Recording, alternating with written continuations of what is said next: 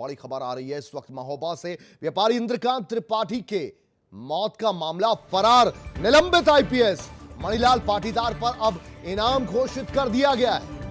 उनके साथ एक कांस्टेबल भी फरार चल रहा है, अरुण यादव, उस पर भी इनाम घोषित। दोनों पर 25-25 हजार का इनाम घोषित किया गया। पुलिस अधीक्षक अरुण श्रीवास्तव ने घोषित किया इनाम। कमरई थाना इलाके का यह पूरा मामला, तो आपको याद ही होगा ये मामला।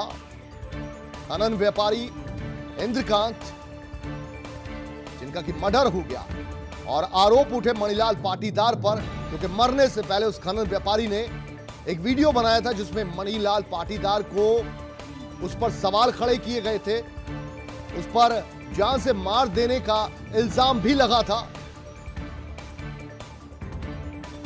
और उसके बाद से ही एसआईटी भी बना दी गई, तमाम इन्वेस्टिगेशन हुई, लेकिन आईपीएस मणिलाल पाटीदार पुलिस के हत्थे नहीं चढ़ा। और उसके साथ एक और कांस्टेबल अरुण यादव भी अब तक फरार है। दोनों पर 25-25 हजार रुपयों का इनाम घोषित किया गया है। हालांकि इस मामले में हाल ही में अभी 2-3 दिन पहले एक गिरफ्तारी जरूर की गई। इंस्पेक्टर शुक्ला नाम का एक शख्स, उसे गिरफ्तार किया गया, लेकिन मणिलाल पाटीदार अभी तक सामने नहीं आए हैं।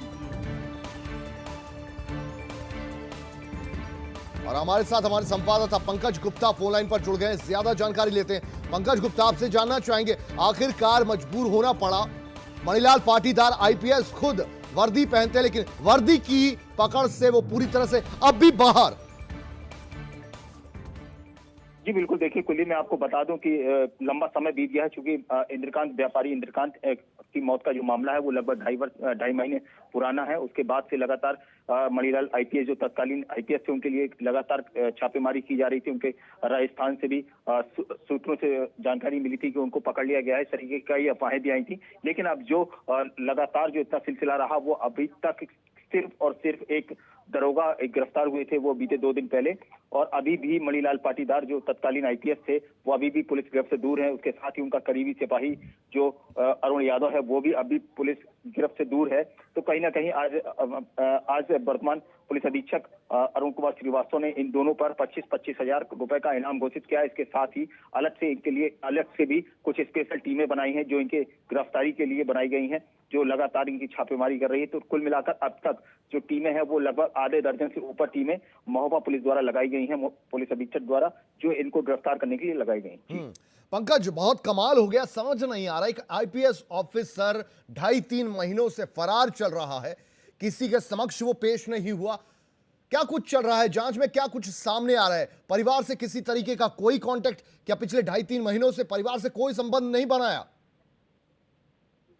जी देखिए, बिल्कुल ये बात तो साफ जाहिर होती है कि कहीं ना कहीं जो पुलिस का आला अधिकारी है, और जब इनका पूरा रिकॉर्ड पुलिस डाटाबेस में होता है, और उसके साथ ही उनके परिवारजनों का कांटेक्ट भी होता है कि आखिर वो कहाँ रहते हैं, कहाँ उनका क्या है, ये सारे जो रिकॉर्ड्स हैं वो पुलिस रिकॉर्ड में रहते भी हैं। लेकिन अब सवाल ये उठता है कि उनकी जो तत्कालीन आईपीएस थे, उनको गिरफ्तार करने में आखिर पुलिस नाकामयाब कैसे हो गई, या फिर यूं कहा जाए कि पुलिस उनकी मदद कर रही है, ये कहना मुनासिब होगा। क्योंकि पुलिस जो एक मुलजिम को भी चंद घंटों में उनके परिवार को बिठा लेती है, कोर्ट को थाने में बिठा लेती है, और उनके परिवार को टॉर्चर करती है, उसके बाद उनकी गिरफ्तारी भी हो जाती है आरोपियों की। लेकिन इनके परिवार के साथ अभी तक इस तरीके का ना उनसे पूछताछ हुई है, ना उनकी गिरफ्तारी किसी भी तरीके से हुई है। तो ये साफ तौर पर कहा जा सकता है कि पुलिस कहीं ना कहीं जो तत्कालीन आईपीएस मणिलाल पाटीदार थे और करीबी सिपाही अरुण यादव थे, कहीं ना कहीं उनका बचाव कर रहे हैं।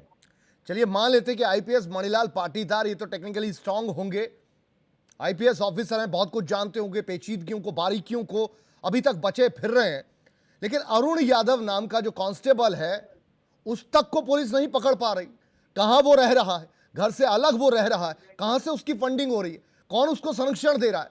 ऐसे कौन 2.5-3 महीनों तक एक कांस्टेबल स्तर का शख्स बाहर रह सकता है? ये कैसे संभव है?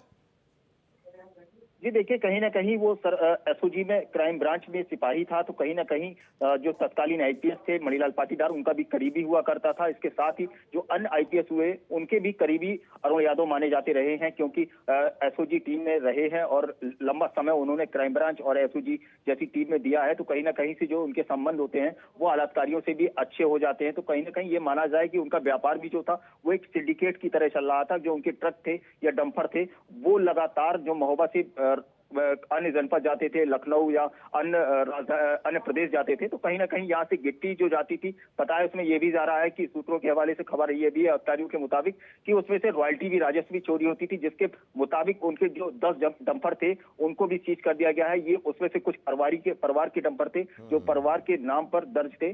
तो कुल मिलाकर ये कहा जा सकता है कि जो उनका सिंडिकेट था तत्कालीन सिपाही अरुण यादव का, वो अच्छा था, बैकअप बहुत अच्छा था। कहीं ना कहीं से उनको कहीं लंबे स्तर से उनको संरक्षण मिला था, जिसकी वजह से जो लंबा समय 2.5 महीने का है वो उन्होंने गुजार लिया है। बहुत शुक्रिया पंकज गुप्ता इस पूरी जानकारी के लिए आपका।